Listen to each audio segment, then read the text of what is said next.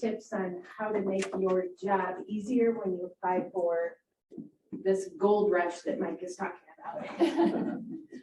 And I would really like this to be more of a conversation. So please stop me along the way to ask any questions if something I say isn't clear.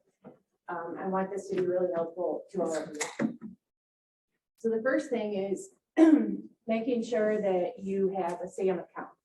I'm guessing most of you have a SAM account, but what that is the System for Award Management at the federal level. It's the federal government's website to register entities and make sure that you can apply and receive grants. If you have one, make sure it's up to date. It's an annual renewal process. If you don't, I urge you to get started on it right away. It can take 3 to 4 weeks to do. Can you speak just a little bit closer to the mic? Yep. Thank you. We've got some people in the back that couldn't. It can take 3 to 4 weeks to navigate that process. I'm sure you'll be surprised to hear that it's a little bit cumbersome to get that through the federal government. But you don't want to be trying to register and pursue a grant at the same time. I would just warn people that don't have a SAM on SAM.gov. Watch out for the scammers, neighboring municipalities who actually pay other people. So it's free. If you don't have one, it's free. Always come to Dr. Excellent point. And I know Sarah had reached out. And for those of you who didn't hear it, if you do not have a SAM account, it is free. You shouldn't be paying $1 for assistance on that. They have help available. I think Market Van Buren will assist. So just a really good point. Thank you for sharing that. The next thing is, you're probably already doing this, is keeping a list of the running projects you want to solve. What are you trying to solve in your community, and what do those solutions look like? And then the costs associated with that. As part of it is what data can support those projects. So if you want to do X, Y, Z, what's your need? How are you showing such a compelling need? For example, broadband. You want to pursue broadband dollars, you need to be able to show, if you want to have a stronger application, what % aren't included in broadband or receiving those services. The next thing to do is gather your organizational documents. It sounds pretty simple, but when you're going through the grant process and it's a short timeline, and these grants that come out, they're getting shorter and shorter. We received one Friday that we have 19 business days to submit, and it's millions of dollars. So they seem to be shortening that time. So doing something as simple as getting your organizational documents in one location is really critical. And these type of organizational documents, you'll want to have your IRS determination letter, a 990 if you have that most recent, your most recent audited financial statement, a list of board of directors with affiliations, an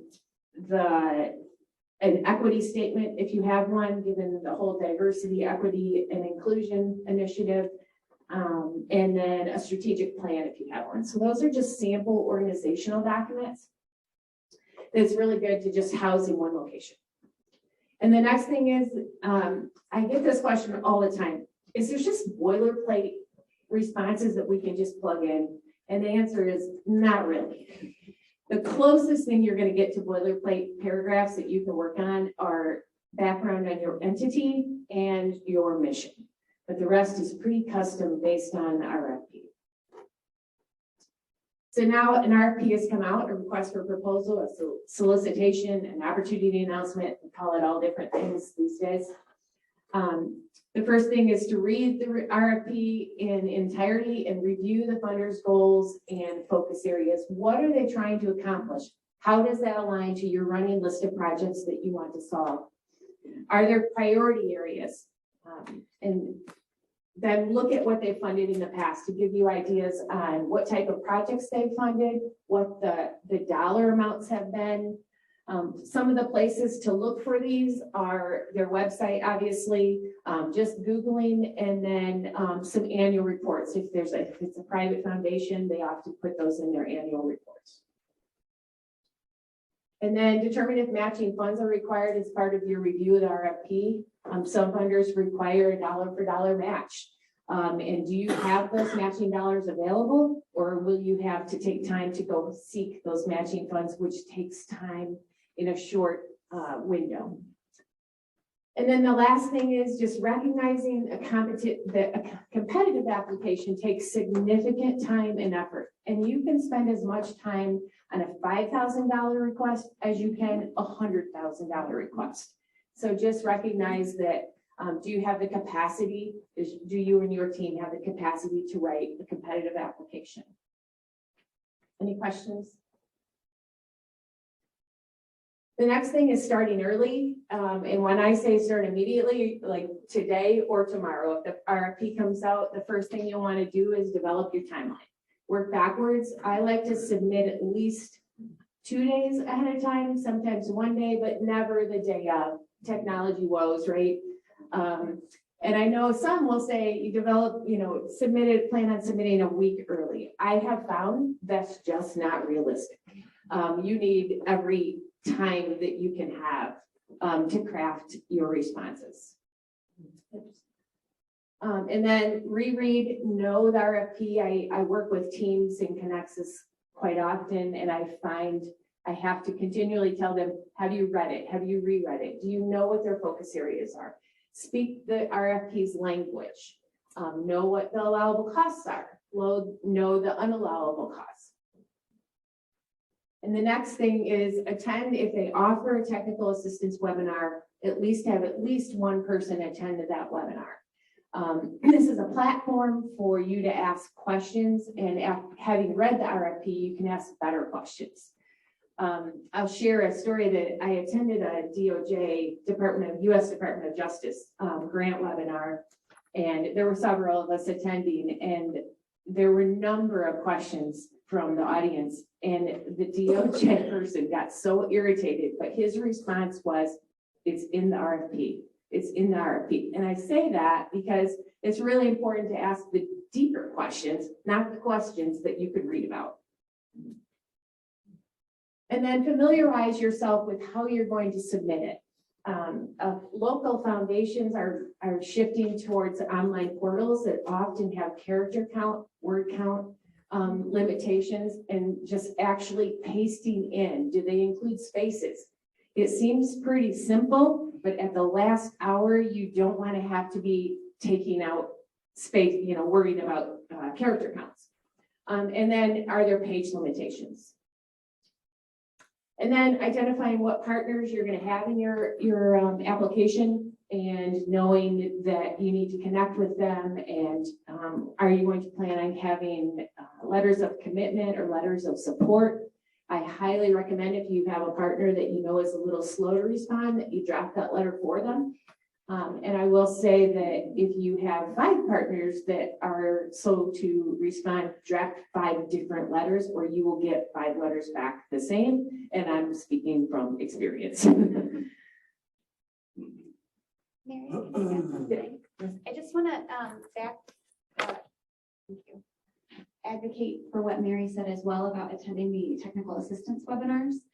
Especially if funding comes from a federal pot. Sometimes there are restrictions on getting the timeline for getting feedback to your specific questions.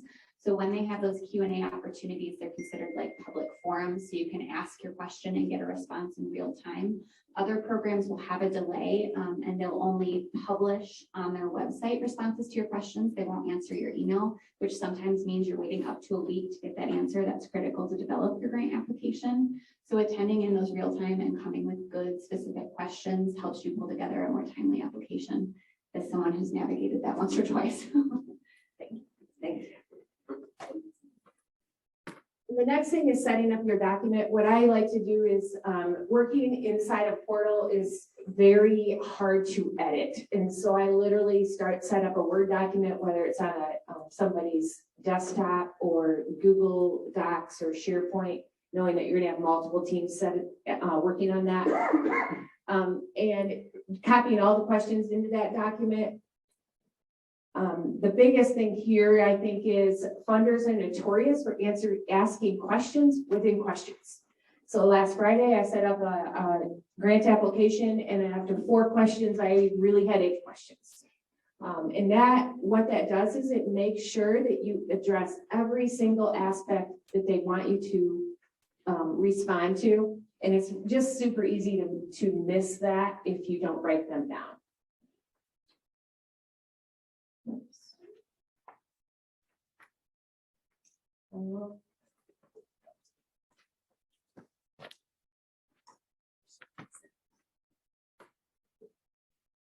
And then the next thing is setting up an internal budget worksheet, not a budget that I would submit to a funder, but one that details all of the items that you have. So you're going to have the category of the funder's budget, and then you're going to have the description of what that is, and then you're going to have the calculation, and then why you did or didn't do something. A note section down on the bottom, for example, we just did a budget and we didn't include iChat backgrounds.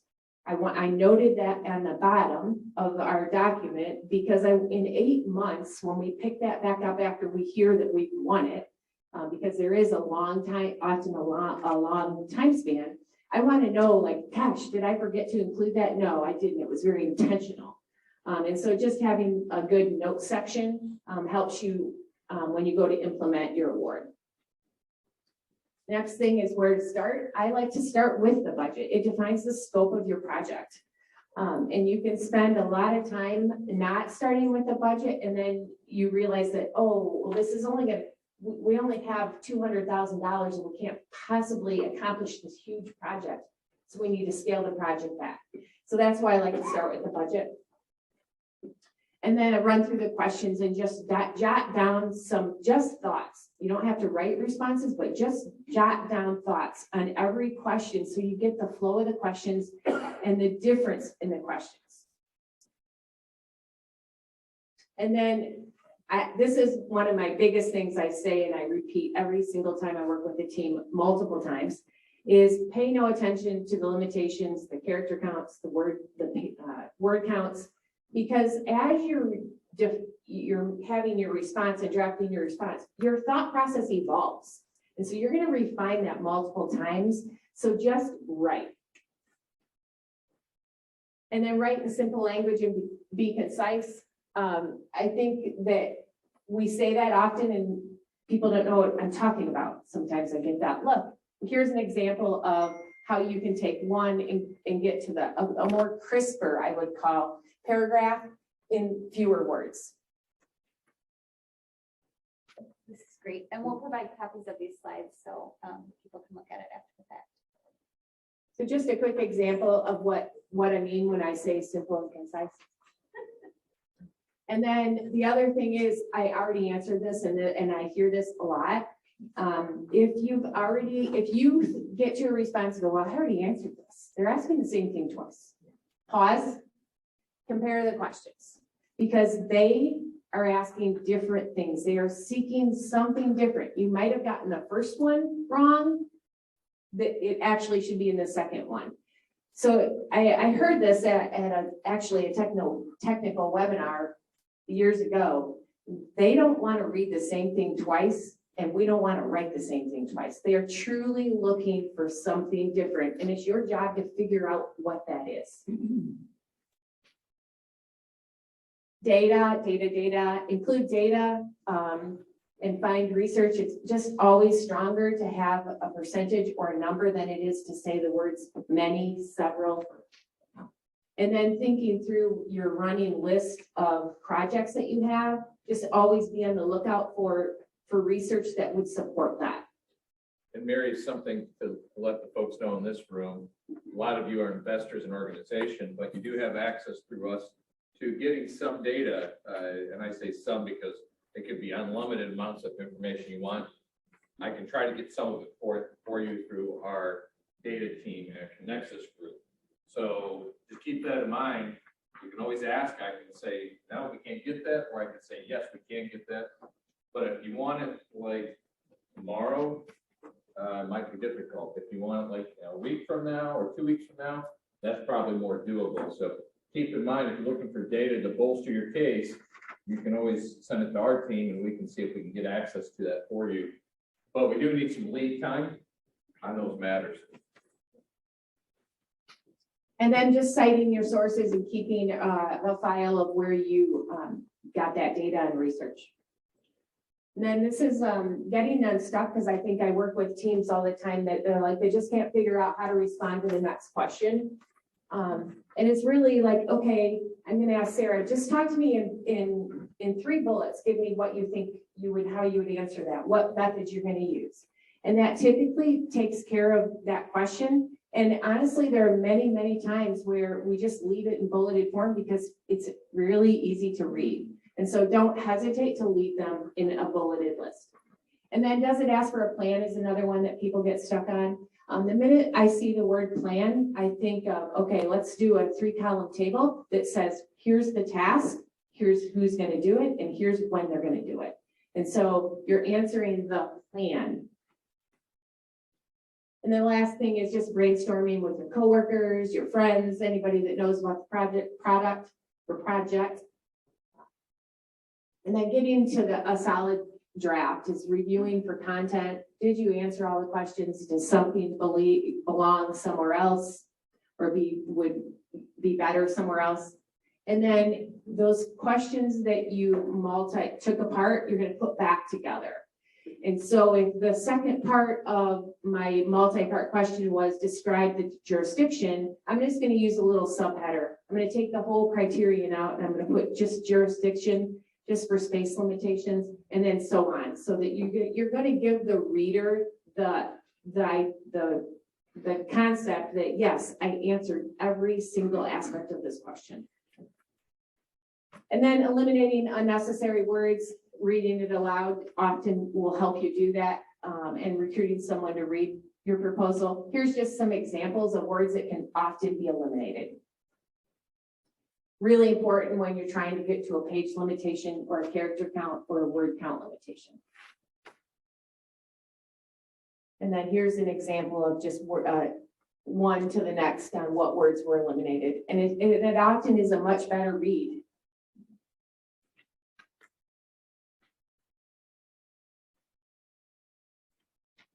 And then finally, your final product, check your limitations, check to make sure you have all the required attachments that they're asking for.